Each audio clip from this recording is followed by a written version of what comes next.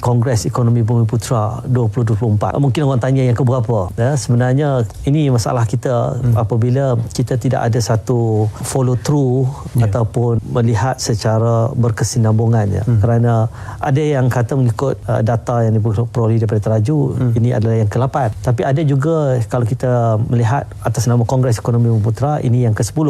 Kerana yang jelas Kongres yang pertama, kedua, ketiga 1965, 68 dan 1980 itu memang dianjurkan inisiatif oleh kerajaan. Kementerian waktu itu dipanggil Kementerian Pembangunan Negara dan Luar Bandar dan diinisiatifkan oleh Tengku Abdul Rahman dan Tun Abdul Razak pada waktu itu. 1965 dianjurkan pada 5, 6, 7 Jun, 3 hari, dan ada 69 resolusi, dan salah satu resolusinya adalah menukar ataupun menaik taraf RIDA, Rural Industrial Development Agency, kepada MARA. Dan setahun lepas pada itu MARA diperbadankan sebagai Akta MARA 1966. Dan yang menarik kali ini, buat pertama kalinya MARA diberikan tanggungjawab sebagai penganjur bersama. Ibarat bayi kembali ke dalam rahimnya, kerana dia lahir pada rahim Kongres Ekonomi Bumiputera.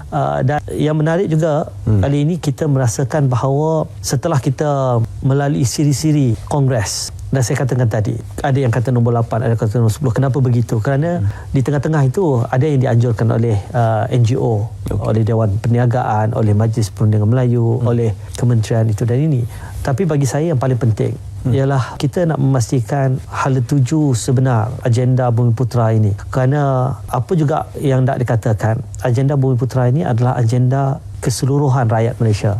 Kerana ini dipandu arahkan oleh Perlembagaan Persekutuan Perkara 153, yang mana Bumiputera ada kedudukan istimewanya yang perlu diberikan perhatian, fokus terutamanya disebut dalam perlembagaan dalam aspek pendidikan dan ekonomi secara khusus. Dan sebab itulah bila kita bercakap soal Kongres Ekonomi Bumiputera pun, dia tidak perlu dan tidak seharusnya hanya dalam ruang lingkup ekonomi.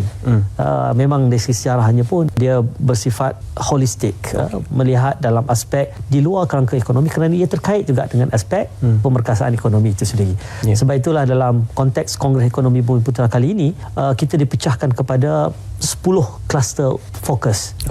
Bermula dalam aspek reformasi pendidikan dan modal insan, soal pemerkasaan perusahaan Bumiputera, pemerkasaan halal, pembangunan luar bandar dan pemerkasaan orang asli, soal penguasaan ekonomi dan korporat Bumiputera Sabah, ekonomi Bumiputera Sarawak, Felda diberikan fokus juga sebagai salah satu kluster, Felda dan juga tanah wilayah, TVET sebagai bidang utama yang perlu diberikan fokus. Ini semua antara 10 kluster, termasuk satu lagi ialah soal teknologi baru yang perlu diterokai dalam konteks melihat bagaimana kita harus memperkasakan agenda Bumiputera ini.